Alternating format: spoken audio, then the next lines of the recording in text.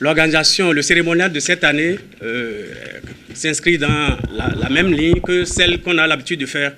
Elle se déroulera en 4 phases. La première phase, c'est celle du dépôt de gerbes à la place appelée Jardin Mathieu. La deuxième phase sera constituée par la revue du tout par le chef de l'État, chef suprême des armées. La troisième phase, proprement dite, est celle du défilé qui se déroulera en 2 sous-phases. La phase du défilé pédestre et la phase du défilé motorisé. À l'issue, le retrait du chef de l'État constitue la dernière phase qui marquera en fait la fin des festivités sur le boulevard de la Marina.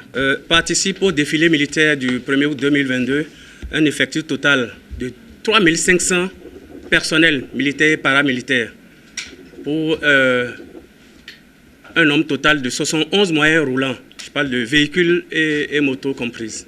La durée prescrite est de 1h30 maximum. Voilà un peu le cycle, de façon successive, comment le cérémonial de cette année va se dérouler. On parlait tantôt de l'innovation, je vais en citer environ 5.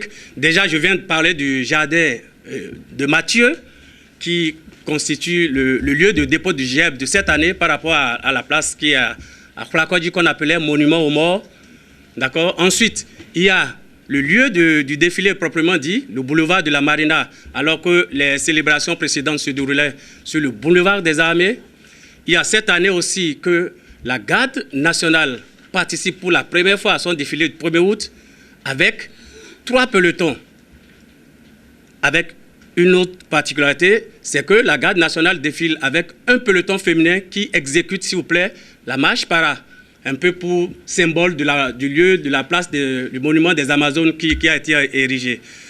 Ensuite, il y a le commandant Kounoudji qui est ici aussi, qui participe avec son bataillon, le 1er bataillon de transmission, au défilé pour la première fois, avec un peloton.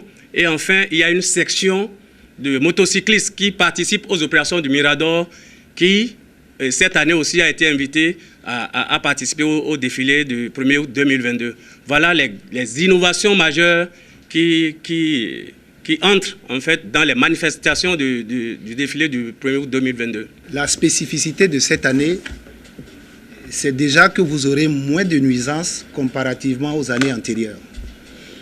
Et cela pourquoi? Le colonel vient de dire tout à l'heure, l'une des innovations majeures, c'est le lieu, le site du défilé. Et quand vous avez observé il y a quelques jours dans la ville de Cotonou, vous constatez donc que ce site-là est totalement excentré. Et je pense que c'est une décision salutaire, une décision des autorités pour permettre quand même que pendant le défilé, qu'il y ait moins de nuisances.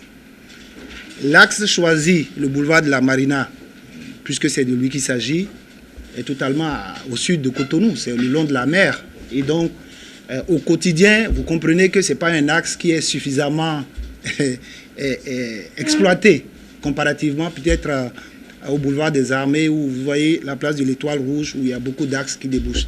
Et donc, vous pouvez être déjà rassuré, il y aura moins de nuisances. Mais il y aura de nuisances, c'est normal, puisque à événement exceptionnel, mesure exceptionnelle.